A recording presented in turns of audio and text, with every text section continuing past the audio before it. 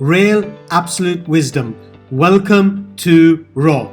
My name is Rohit Bassi, your host for Real Absolute Wisdom. In this show, we look at how people manage to pass through their failures, celebrate those failures, and simply find a way that works for them to focus on their success so they can create a beautiful, a wonderful, amazing life for themselves and for their loved ones. Welcome to the show. My name is Rohit Bassi, your host. You are listening to Raw, Real Absolute Wisdom. His work has been described as he is the guy you don't want your competition to hire. A strategist, an innovator, an entrepreneur. He's a keynote speaker. He was the former chief strategist for the Dubai Department of Economic Development, director of strategy for the Dubai Foreign Investment Office. He is passionate and advocates inspiring youth to embrace science and technology in developing nations through the GetSpace.com initiative in partnership with the US Space Foundation. On the show today, we have the most amazing Nader Sabry. Welcome to Raw, and let us meet Nader. Welcome listeners and viewers to another show of Raw, Real Absolute Wisdom. Today we have a wonderful, and I would even say to a point of a strange, not in a weird way, but in a wonderful way, and an amazing person who talks about growth hacking. His name is Nader, and we'll go into a bit of what he does in a while. But before we begin that, a crucial question which I always ask my guests is, what is your take on success? Take on success. What does success mean to you? Sure. To me, it's about freedom, right? Having the ability and the power to do whatever I want, whenever I want. And I use that same definition even for wealth versus rich. So a lot of people want to get rich quick. I deal with a lot of entrepreneurs who want to get rich real quick, right? And I tell them, do you know the difference between being rich and wealthy? And they're like, well, isn't it the same thing? I said, no, see, wealthy is having the freedom of time and freedom of ability to do whatever you want. And to me, that's success. The freedom to be able to do whatever the hell you want, whenever you want, without restriction. Interesting. Yeah. So Nader, for the record, what is your full name? Nader Sabry. Nader Sabry. Yes. Where are you from? Sure. So I'm born in Canada. And my parents are from Egypt originally. So they migrated there in the 60s. So they've been there essentially for about half a century. My father is in the oil and gas industry, so we live out in Western Canada. And he passed away when I was a child. So my mom, basically as a single mom, raised me and my brother. Yeah. Okay. And during your young days, before you got into what you're doing, what was your dreams, your aspirations? I think my first aspiration ever was to become an actor. I think they were the most immature kind of aspirations, right? Yeah, exactly. Yeah, I think I probably wanted to be an actor first, and then a car designer. But my real passion as a kid growing up was to become an architect, actually, and I was heading towards becoming an architect. And then I found a knack for business. I was very good at business, especially strategy. So strangely enough, although I've been passionate and always wanted to become an architect, I actually am an architect. Just not the typical type of architect that you think you'd go to school for. Okay. I build companies. That's what I do. That's one way to look at it. Yeah. Now, how did you get into this? Which part? Building companies. Where did it start? When did it start? See, I built my first company in the mid-90s. I was still a teenager. Sorry, no, I even started before that. But probably my first real success was making... Well, yeah, prior to that. So I built a web development company in the early 90s. So This was in Canada, yeah? This is in Canada, yeah. So we're talking like really basic stuff. I mean, I'm talking like you'd have to educate people about what the internet was. You stick this thing in the wall, connect it to your computer, get information. Yeah. So I managed to get a few clients early on, and then that led me to my next big success. So I actually, had a few clients, and then I have two friends from university at that time who said, you know what, the internet's a really big thing. We literally sat over a coffee at Denny's. It's a 24-hour breakfast joint. And we started talking, we started painting this vivid picture of how we thought the internet would look like. And it was, at that time, it was unusual because internet was not known. It was very slow. There was barely any even domain names, right? There was so much to be defined that it was this open box that inspired us about what the future would look like. So we decided that the best place to start was to build an internet service provider business. And that's what we did. So we started what was called a basement provider, literally out of a basement. So my co-founder managed to clean out his whole basement. We set up our servers down there. Yeah, really basic. We started with a few clients, and then we just got bigger and bigger and bigger until we couldn't work out of his basement anymore. Finally got our own office, built our own data warehouse, and we grew quite a bit. I mean, we eventually were going public. We were going to go IPO. So we started in roughly 95 and in 99. So we're talking about like a 4 or 5 year time frame. We were about to go IPO. So we were doing everything that we needed to. And then we got acquired by a company called Metronet at the time, which was in the telecommunications business. So at that time, I'd say shortly before that, we knew that the future of internet service providers were no independent providers were going to exist like us. They were all going to get eaten, and they were going to get eaten and eaten and eaten until eventually the big telcos would own everything related to internet, which is where we were today. But one of the most inspiring moments I had at that time was there were very few books and things you can actually read about the internet at the very beginning. And there was a stat that said by year 2000, so we're talking 4 or 5 years prior to that, there'll be more people using the internet than the most populated country in the world. Now, you look at that today, you're like, well, of course, right? But from where you're sitting, where there was maybe no more than 50 domains that existed, every third, fourth, fifth person talked to what's the internet. The speed was too slow to even run a video. It was very primitive. So to read something like that the biggest country, there'll be more people using it than the biggest country in the world, you think, where the hell are all those people going to come from? How is that going to happen? What is it going to look like? So it continued helping us paint that vivid picture, but I remember it extremely vividly because it was one of those things that just stuck to me and said, this is where the possibility is going to come from when there is billions of people using this tool. Okay. So apart from this being the internet service provider, what other businesses did you set up after that? So after that, okay, so we made a decent amount of money. We were 3 co-founders. One of us had to stay behind for directive recall for approximately a year. So he stayed behind, and me and my other 2 founders set ourselves free. At that time, it was 99 to 2000. It was a very rough time. There was the dot-bomb time. But that didn't hold us back. So I started several tech companies. Many of them were failures, okay? But the most significant one was an artificial intelligence company I built. It's called LaunchPilot, and it was a first-generation AI company. So I put $1 million of my own money, and then $8 million raised. That was during that time you put your own $1 million? Yep. And you raised another? 8. 8. Okay. Against it, right. So we had $9 million total. We were burning about $1 million a month, give and take, with startup time. So roughly in 9-10 months, we were out of money, and that was the 99 to year 2000. So it was the dot-bomb time. So it was very difficult to raise money, very, very difficult environment, and that played a contributing reason. But we were able to build a fantastic product that couldn't go very far. So there was a few massive learnings when I look several years back, almost 20 years now. One is the adoption of new technology. So people weren't ready for it. That was the first problem. The second problem is the ecosystem or scales of economy around artificial intelligence wasn't there. So the reason that we spent $9 million is we had to build a lot of technology underneath it to make it possible.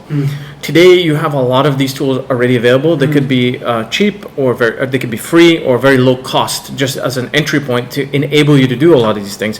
If we had those kinds of tools back then with that kind of money, we would be in a very different place. But we would still have the adoption problem that we would have needed some time to sort out.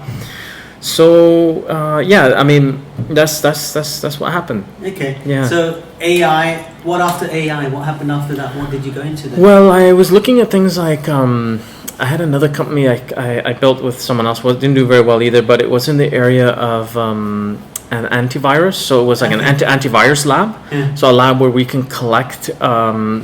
So you would install our software, and when a glitch would happen, something would go wrong, it would capture the data and information required, bring it to our lab, and we would test it, and then send back the direct resolution, and then adapt that as part of the whole update.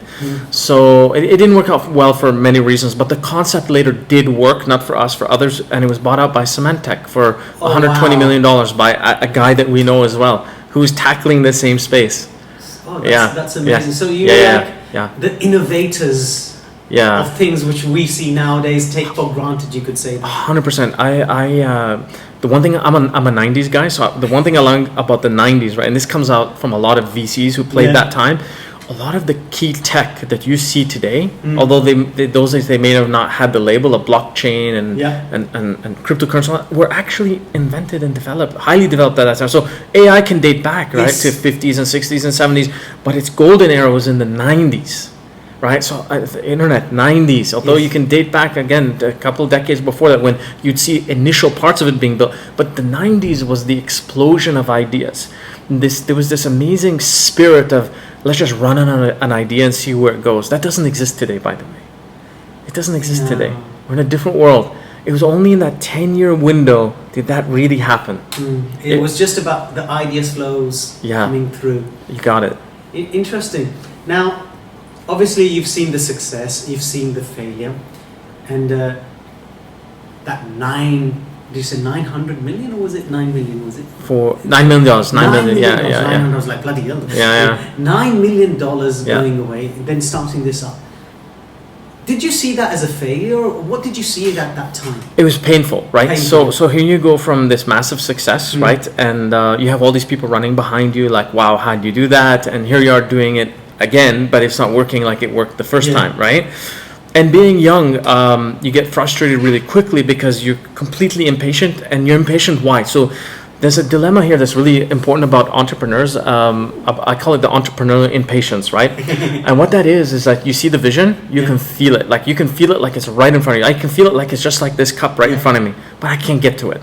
I have constraints in my way. I don't have enough money, I don't got enough time, people aren't adopting it the way I want. I'm just not able to get there. And so that frustration between being able to bring my resources and my ideas together to actually make this vision happen is what I call the entrepreneurial impatience. It's very different than other people's form of impatience. I think a lot of impatience comes from ignorance, just not knowing how difficult or what the process may be like. I think in this particular case it would apply as well, but it's different because the entrepreneurial impatience, I can feel it, man. I can feel it and see it, but I just can't get to it. It's like a glass wall, a glass window right in front of me. It's just like you bang into it. You bang into it. Yeah. And you know it's there, but you still bang into it. You know, you remind me of a very famous commercial in the 90s by Daytech, I think it was called. It was an online trading platform for stock trading, right? And so they showed the stock market, New York Stock Exchange, all these guys doing traditional trading, and there's this window above, and all these guys want to get in, and all of a sudden they just come together and they break the window and they come to the trading floor and say, now the playing field is leveled. And that's what it is. Interesting. And how did you manage to pass through that pain that so-called people label as failure time? The first problem is I would say the connotation that comes with failure. So not let's go one step back. It's a cultural problem. Okay, so Canada is a tenth of everything in America in a nutshell. Okay, but the brilliance of America is they're able to celebrate failure. They're able to say, okay, we failed and let's move on. Canadian culture is a lot more conservative, and it would radiate with a lot of other cultures I've seen globally. Canada has moved a lot further ahead. Okay, they're not still. No one is at the same level as the Americans are on this one, no matter how you cut it. And there are other cultures that are still extremely conservative, like here in the Middle East. I mean, failure, it's just you've been put into the graveyard, basically. It is not seen as a stepping stone or a learning, which is what it really is. A failure is just, it's a hard lesson, man. It's a very tough lesson. It's a tough lesson. That's like a $9 million lesson. Yeah. Very expensive. But put that into proportion. That's a drop in the water for some people, right? There's people who have $100 billion failures. How does that feel? $9 million, $9,000, even $9. It's all in proportion. Depending which level you are. 100%. And how, I mean, you've obviously since then and now in that time have experienced these types of moments, Yes. moments. Through the years, how do you manage yourself? What do you say to yourself? What do you do? Say, hey, let me get up in there and do something about this. What do you do? I've gotten much thicker skin. Thicker skin, okay. Yeah, where it's almost like I've become immune to it, where it's like, well, I just see it and I say, fuck it, move on.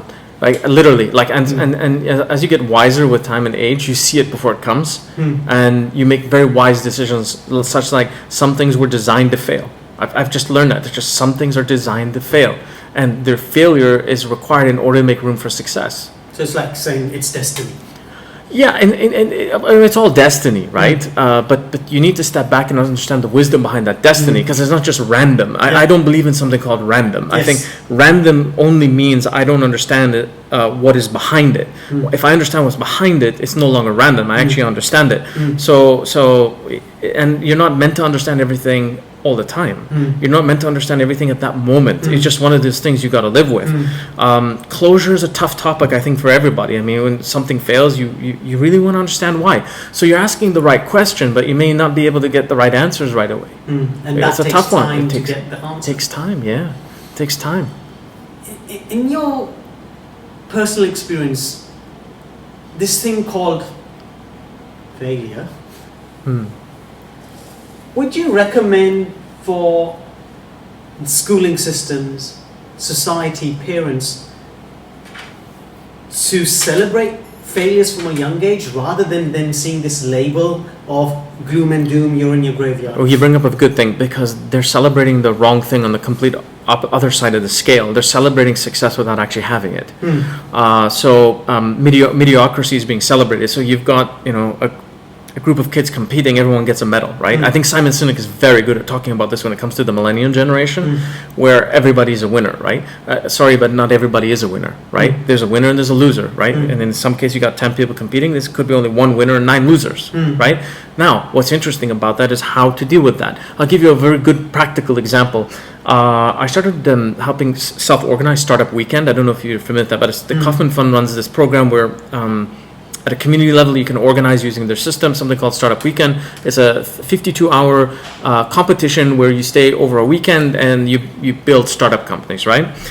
So what I found from doing several of these, and this is almost 8-9 years ago, 10 years ago, that I had the time and I was extremely active in the community. The 3 that would win usually would not succeed after they'd win.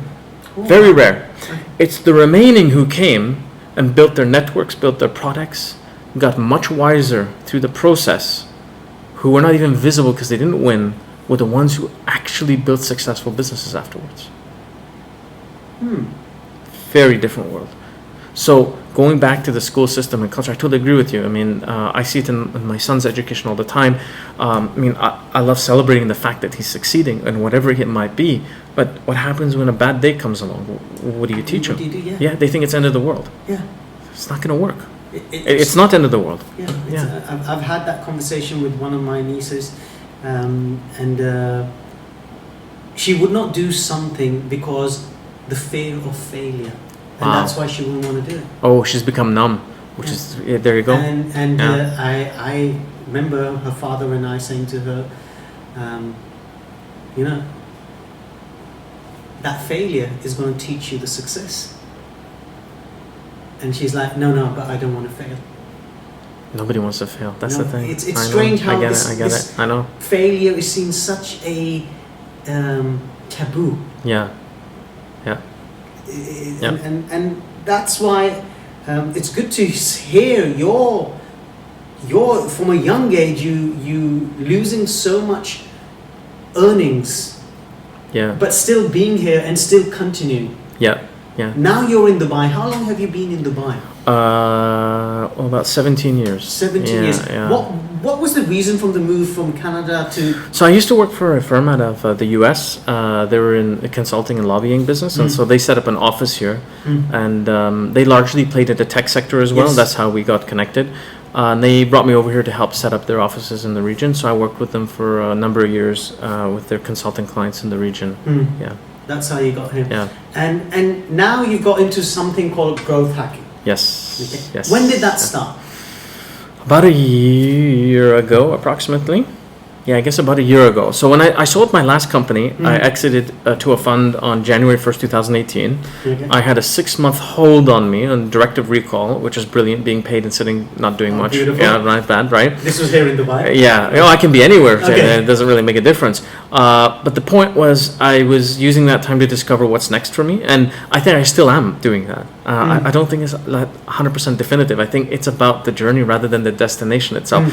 And again, going back to Simon Sinek, who I mentioned earlier, he does a brilliant job about start with why and finding your why. And I've actually taken his online course, and I actually didn't conclude it very much in the sense of having a definitive kind of outcome. And I know he's been reforming his program and came up with a brilliant talk about infinite versus finite goals to kind of round off what was actually going on. And what was going on, in my opinion, is that sometimes your purpose needs to be discovered rather than manufactured or predefined.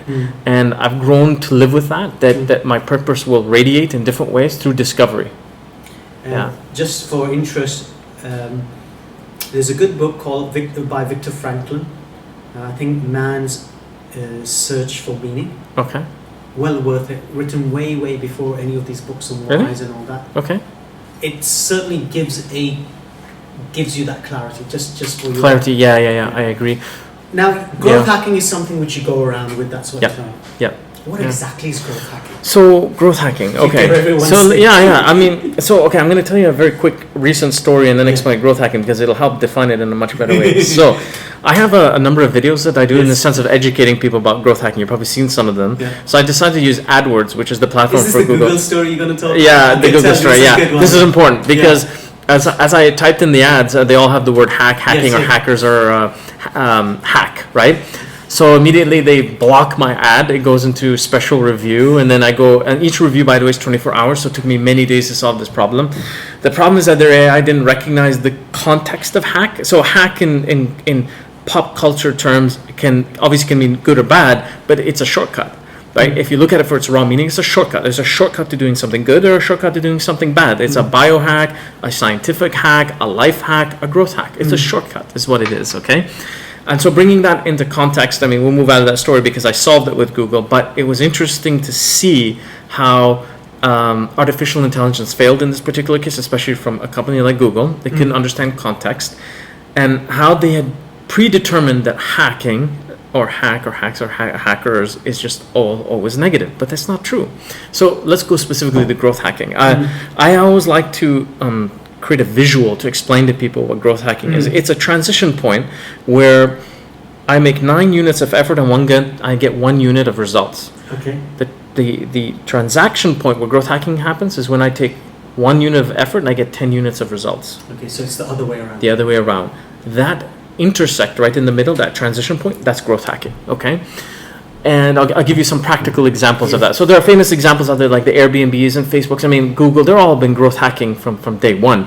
I'll give you a specific growth hack we did in my last company. So my last company was a NASA space certified company. We were in the spirituality business. We sold specialized prayer meditation mats to help people by removing pain, improving their posture, and giving them more energy. You guys, Yeah, so we discovered something very interesting in the Middle East markets. We discovered that a lot of people would make a intent to purchase on a Wednesday and actually purchase on a Thursday, which would be the last day of the week. Okay, so we found that sales by nature at the end of the week would go up, and as a growth hacker, we'd ask, how do we escalate that? I mean, but you got to go a bit deeper under the hood to understand why. So people were happy a weekend was coming, and they would buy things that were more valuable and meaningful to them. Okay.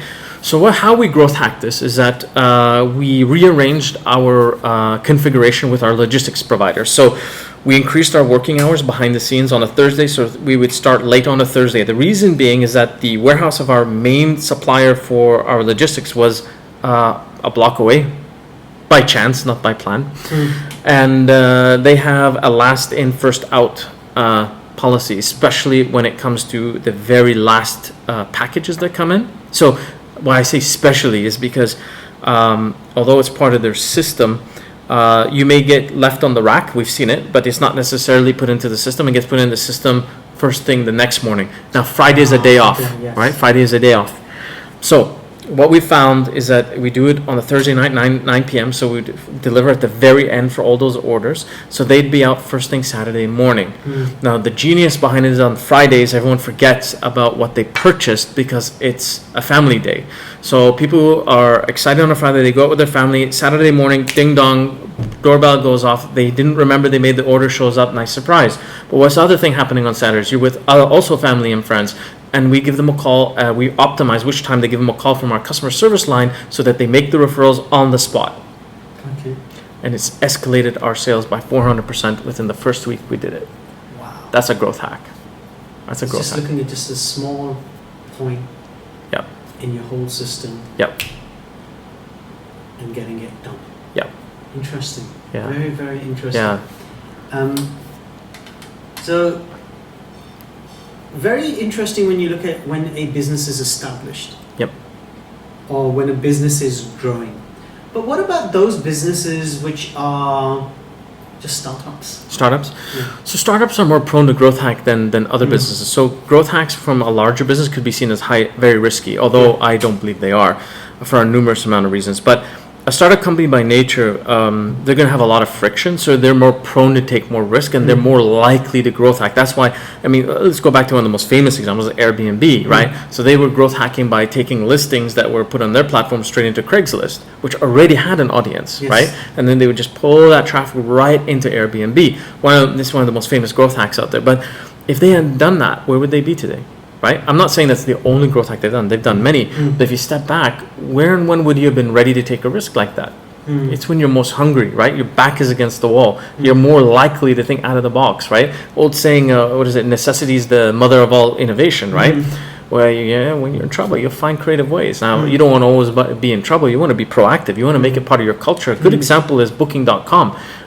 They do 1,000 tests a day, right? They do 1,000 tests a day. To the point that Booking.com, which I find most interesting, is they had to create their own testing tools. So none of the off-the-shelf testing tools were actually working for them anymore. They had to create their own tools. And they run 1,000 tests a day to optimize across the board. Okay, so is growth hacking something which is more related to technology companies, or it can be for any company? Could be any company. And McDonald's is one of my favorite stories when it comes to growth hacking. In the early days, when they needed to get customers, they would put billboards on freeways where the exit, it was right before the exit where there was a McDonald's. That's a growth hack. I mean, they could have not put an advertisement. They could have put it in another location, but they strategically had chosen a part where there's that transition point. Let's go back to the visual example, right? They could have made 10 units of effort to do advertising and get one result, or they could have made one effort and gotten 10 units of result. That's exactly what they did. They knew where to put the billboard and how to do it. And the golden arches, of course, that's an excellent growth hack, right? Brilliant. It's simple, and it's for me when I look at the word growth hacking.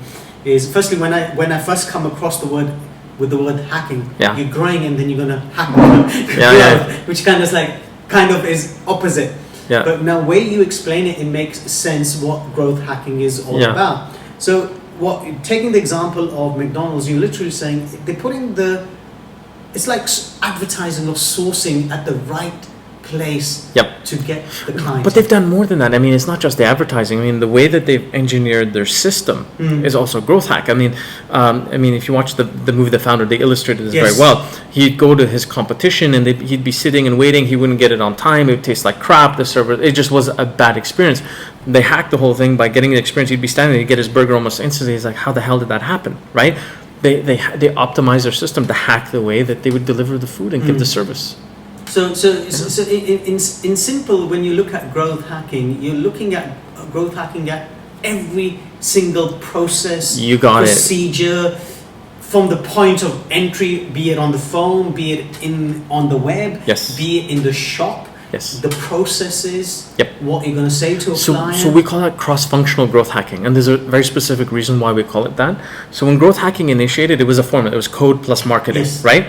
And that worked for when growth hacking was born, right? But now the formula is coding plus marketing plus another function, right? So it could be just code plus HR. It could be just HR plus marketing. I mean, take all the business functions, and it's something plus something equals a growth hack, right? So you can use it across the board. It's a lot more versatile as a concept rather than it just be stuck into digital. Now, the one thing I'd like to tell you about digital, though, is digital enables all businesses, even traditional businesses, can use digital to growth hack their traditional operations across the board. Okay. Yeah. So, if I was to say to you, your son, does he understand what you do? I think I don't understand what he does. I think it's the other way around. I mean, the new generation. I mean, he loves football. He's doing his own YouTube videos. He's becoming his own creator. Okay, interesting. What does he talk about? Football, mostly football. And so what he's doing is he copies a lot of the influencers, right? So that's how usually anything starts. They just kind of copy each other. And now I keep asking, so what are you going to create next? What is it going to be? A variation? Are you going to do something new? Are you going to combine something? So he's not quite there yet. And that's where I always kind of think, it's like there should be courses out there that stimulate these young people. My son is 9 years old, that stimulate people at that age on how to become these type of creators. Right? Because their generation, they're going to just become natural creators. He's already pulling out the phone and just creating his videos, right? So he's not like you and I, where we'd be sitting and planning a thing. And I encourage him to do that. And I say, sometimes he runs out of ideas and he stops his video, gets frustrated. I don't know what to do. I said, well, if you had thought out your idea to begin with and mapped it out into as just a basic outline, you wouldn't be stuck. But it's from the hip, literally. That's what he's doing. Yeah. So it's a good thing. It's a nice way to spark things up. But the thing about planning, maybe I'm a bit old school on this, but it helps you come from a fresh thinking perspective. So when things go wrong or things are not going the way they should be, doesn't mean it's stuck in stone, but it keeps your thoughts structured, right? Yeah. And rather than just losing the thought all to begin with. Yeah. So looking at your son, you're doing growth hacking. He's in what, 9 years old? He's being creative in what he's doing. Obviously being influenced by other influencers. Yep. How would you explain to him what growth hacking is all about? Well, he asked me once because he sees my videos. He's one of the first people that watch my videos when I load them up, and he's starting to learn bit by bit. But he's so into his own stuff, he doesn't care. He doesn't care. He comes talks to me about football day and night. You know about this football player? I said, no. He's like, Baba, have you ever played football? I said, yeah, but not like you. Yeah. So the reason why I'm asking is because some people still will not be able to comprehend what growth hacking is. Absolutely, yeah. And what I can understand from what you're saying, it's something which can be a very useful skill starting at a very young age. Oh, 100%, yeah. I agree. Taking his example for football, his love for football. Yep. How could you show him that growth hacking can be used in football? Well, what I'm trying to do is I'm trying to get him to think about how to actually produce his videos to start with before he can think about growth hacking. Okay. Because he needs to get planned, right? So he has so the biggest problem with influencer marketing, I guess you can say, for young people is that they all want to copy one guy, right? And they want to copy the richest guy, they want to copy the most famous guy, right? They all want to be number one, but what they don't realize is not everybody can be number one. So you need to create your own space. That's where growth hacking kicks in. So I've asked him, like, hey, have you thought of something different? Take a different angle on football. So he bought these, my wife bought him these books about some of his favorite players, very simple books. I said, okay, read them, come up with the 10 facts that nobody knows about these guys out of these books, and do the top 10 facts about, XYZ guy, XYZ. And he's like, no, it's not sexy enough, because what he's watching is he's watching these guys that like drive Lamborghinis and like they're hanging out in really nice places, giving away really expensive prizes, and he wants to be at that level, but he doesn't understand you can't be, not right away. It takes time. Yeah, and it may not even be worth being at that level. Yeah. It reminds me of a very good story of Tai Lopez, by the way, where he was talking about the psychology of change. He has a very specific name for it, so forgive me if I'm not able to give the example exact, but he was saying that any above the age of 25 years old, you learn through trauma, and 24 years younger, you're agile by nature. Some people build agility into who they are already, and it just continues with them as for a lifetime, but that's few people. Now, he said, I switched my demographic, which were all 25 and above, to just literally from 18 to 25. And he said, when I changed that, I had to change the look and feel of how I did things. So I'd have to show a Lamborghini, I'd have to show a fancy house, but right behind it would be the books, right? He would have to link it somehow. And I think he did a very good job at that. And he's not also good at just targeting and hacking that space, but he's also responsible. So there's some interesting lessons out there of how people have worked around. We spoke about digital earlier on.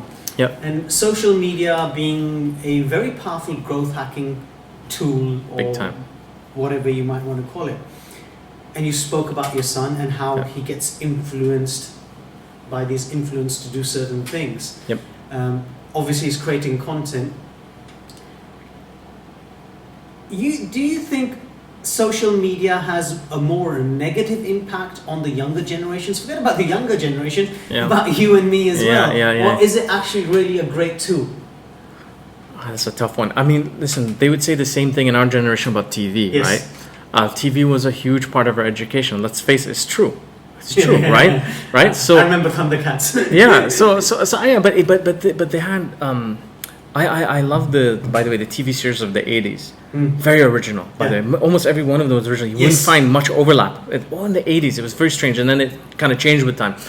But let's put that point aside. They all had their own message.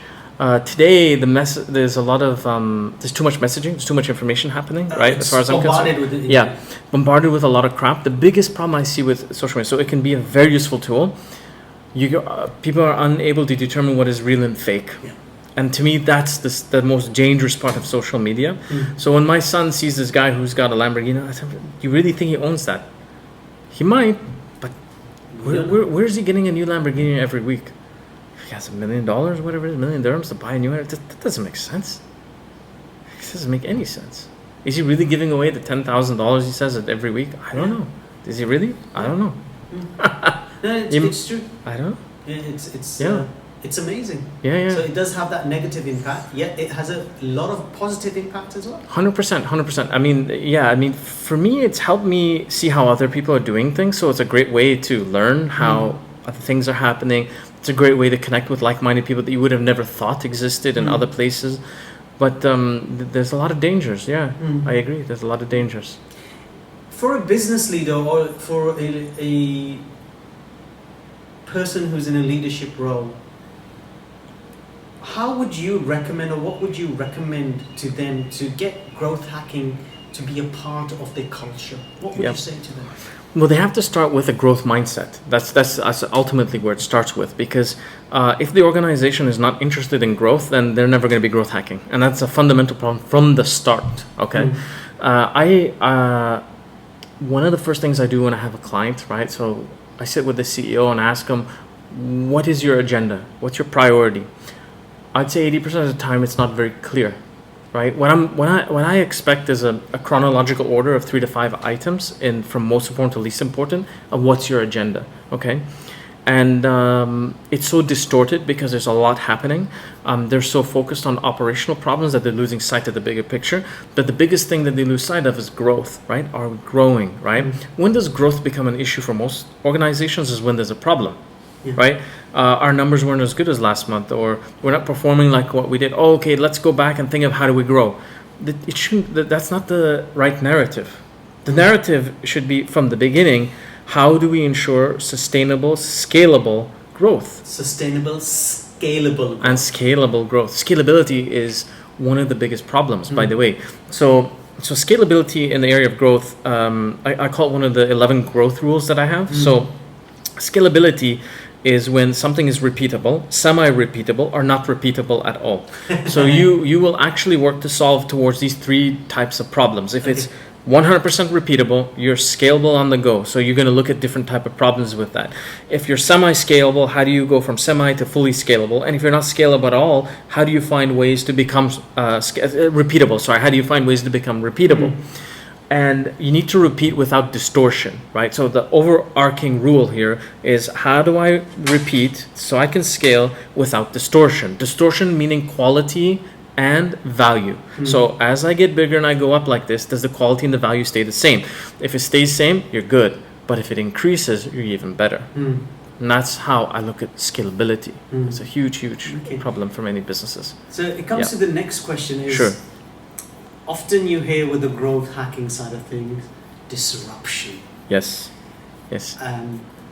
When you look at the dictionary, when you look at the word disruption, it is causing disturbance, causing destruction. Another negative connotation on something that is very positive in today's world. It's transformational. Yes. And people are obsessed with this word, I'm a disruptive expert. Yeah, there's a lot of it is bullshit. A lot of it is bullshit. Let me make it very simple to you. In my world, disruption is changing the rule book, okay? Yeah. Changing the rules. Now, changing the rules doesn't mean I go look at the rules, I wipe it out and say, I'm going to ignore this rule and now I'm a disruptor. That's bullshit as well.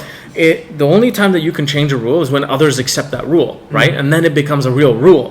And the only reason someone would accept a disruption is when you're able to do something better than what the status quo was. So it's not really a disruption, it's a transformation. Exactly. Yeah, a lot of people get lost in that area. Yeah. So the only time that you have a real disruption is when you rewrite that rule and everybody or enough people are accepting it because your rule is better than the one before, right? It's really that simple. So there's a lot of smoke and mirrors around disruption. And this is what it is. Interesting. Yeah. So we're going to come to the close of the interview. Just a couple of questions. Your journey, you talked about success. You talked about this thing which we are so scared of is the failure and not what to do with it. Someone who is a startup or is having challenges with getting sustainability in their business. How do you think they can use growth hacking to sustain themselves? You can get that consistency. What can they do? So consistency is for a startup company. We're talking early stage here, correct? So early stage consistency can be quite toxic, by the way. So let's lay it out for what it is, right? If you're disruptive by nature and you're disrupting a new market and you're applying extremely aggressive growth hacking, you're most likely not to have many consistencies to start with because that's the nature of what's getting to you where you are.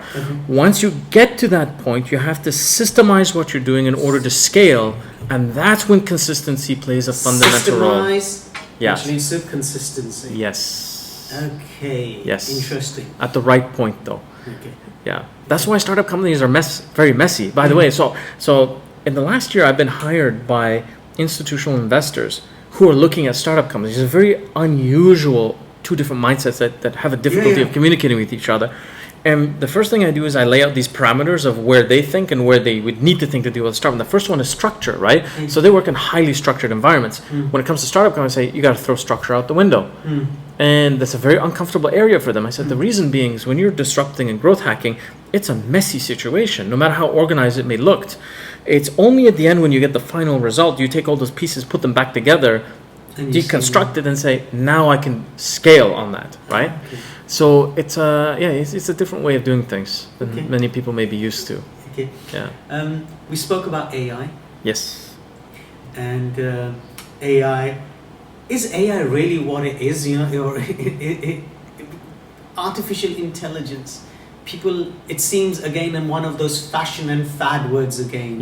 What is your take on what's happening on AI at the moment? See, AI is real. Let's just put that out there, right? AI is made of many components, things like machine learning and predictive and data analytics and so forth. So you have to break it up and to understand what components it is. But you know where we get lost when we use the word artificial intelligence is the actual, like you have to read it literally, artificial intelligence, meaning the intelligent being is the human. That means you're going to be replaced, moving to a singularity form, right? Moving towards singularity, where man will be replaced by a machine. Now, it may seem very like science fiction, but we're not far from that reality, believe it or not. There's a lot of glitches in the middle. There's a very good article. It's about 52 opinions of world leaders towards artificial intelligence, and they all lead to the fact that they believe it could be very scary, and it's true.